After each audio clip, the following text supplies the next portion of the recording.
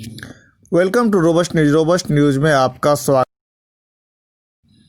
किसान आंदोलन को देश विरोधी आतंकी खालिस्तानी माओवादी का समर्थन। गुजरात के उप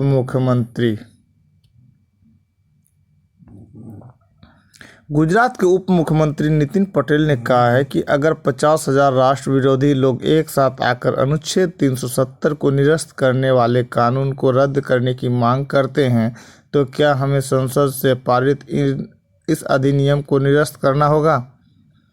अगर 50,000 लोग मांग करते हैं तो क्या हम कश्मीर को पाकिस्तान को दे देंगे। केंद्र सरकार के 3 नए विवादित कृषि कानूनों के विरोध में बीते 26 नवंबर से दिल्ली की सीमाओं पर प्रदर्शन कर रहे किसानों के आंदोलन को गुजरात के उप मुख्यमंत्री नितिन पटेल ने खालिस्तानियों और आतंकवादियों को समर्थन बताया है। इंडियन एक्सप्रेस की रिपोर्ट के मुताबिक पटेल ने कहा कि अब किसान आंदोलन किसानों का नहीं रहा। इस आंदोलन को राष्ट्र विरोधी तत्वों, आतंकवादियों, खालिस्तानियों, माओवादियों और चीन समर्थित लोगों का समर्थन है। गुजरात के पंचमहल जिले में किसान सम्मेलन को संबोधित करते हुए नितिन पटेल ने कहा, बातचीत से कोई भी लक्ष्य हासिल किया जा सकता है, लेकिन बिना किसी चर्चा के कानून को रद्द करने का अड़ियल रुख अख्तियार किया गया है। हम सभी लोकतंत्र में हैं।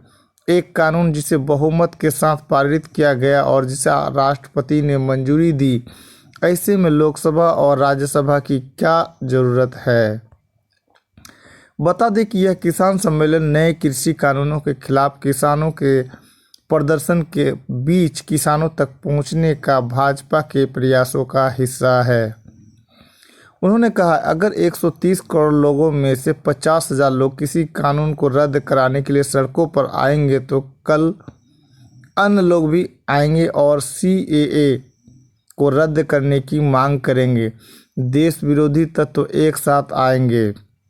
कश्मीर से आतंकी और पाकिस्तान समर्थक लोग पाकिस्तान की सह पर एकजुट होंगे। उप मुख्यमंत्री ने आगे कहा, अगर 50,000 राष्ट्र विरोधी लोग एक साथ आते हैं और अनुच्छेद 370 को निरस्त करने वाले कानून को रद्द करने की मांग करते हैं तो क्या हमें संसद से पारित इस अधिनियम को निरस्त करना होगा। अगर 50,000 लोग मांग करते हैं तो क्या हम कश्मीर को पाकिस्तान को दे देंगे।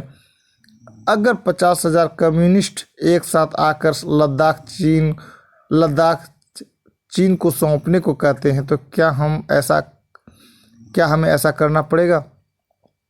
पटेल ने कहा, मैं युवा पीढ़ी को बताना चाहता हूं कि जब भारत और चीन के बीच पहला युद्ध लड़ा गया था तब ये कम्युनिस्ट जो किसान आंदोलन में हंसिया और हथौड़े के निशान वाले झंडे लिए शामिल हैं ने चीन का समर्थन किया था। ये खालिस्तानी पंजाब को भारत से अलग करना चाहते हैं। उन्होंने कहा, किसानों के नाम पर राष्ट्र विरोधी तत्व, आतंकी, खालिस्तानी, कम्युनिस्ट और चीन समर्थित लोग आंदोलन में घुस आए हैं। हम उन्हें पिज्जा पकौड़ी खाते देख सकते हैं। ये सब मुफ्त में आ रहा है। देश विरोधी तत्व उन्हें वहां बने रहने के लिए लाखों रुपये दे रहे हैं। खबर पे बने रहेंगे। आपको हम एक दूसरा और बहुत ही महत्वपूर्ण खबर बताएंगे। वो है पाठ्य पुस्तकों से कथित तौर पर ब्राह्मणों की भावना आहत करने वाले अंश हटाने के निर्देश। कर्नाटक में कक्षा 6 की सामाजिक विज्ञान की पुस्तक के कुछ अंशों पर लोगों ने आपत्ति जताई थी। प्राथमिक और माध्यमिक शिक्षा मंत्री S. सुरेश कुमार ने कमिश्नर फॉर पब्लिक कंस्ट्रक्शन को पत्र लिखकर इस विवादित अंशों को हटाने का निर्देश दिया है। कर्नाटक सरकार ने कक्षा 6 की सामाजिक विज्ञान पाठ्य पुस्तक से कुछ सामग्री हटाने का निर्देश दिया है। पाठ्य पुस्तक के कुछ अंशों को लेकर ब्राह्मण समुदाय की धार्मिक भावनाएं आहत करने का विरोध जताने के कुछ दिनों बाद राज्य सरकार ने गुरुवार को यह कदम उठाया है। ब्राह्मण विकास बोर्ड ने शिकायत दर्ज कराई थी कि पुस्तकों में लिखी उक्त सामग्री में ब्राह्मणों के लिए अपमानजनक बातें कही गई हैं। निर्देश में 15 दिन के भीतर रिपोर्ट सौंपने और आवश्यक कार्रवाई करने को कहा गया है। इंडियन एक्सप्रेस की रिपोर्ट के मुताबिक प्राथमिक और माध्यमिक शिक्षा मंत्री एस सुरेश कुमार ने commissioner for public instruction CPI को पत्र लिखकर कक्षा 6 की सामाजिक विज्ञान की पुस्तक से इन विवादित अंशों को हटाने के निर्देश दिए हैं।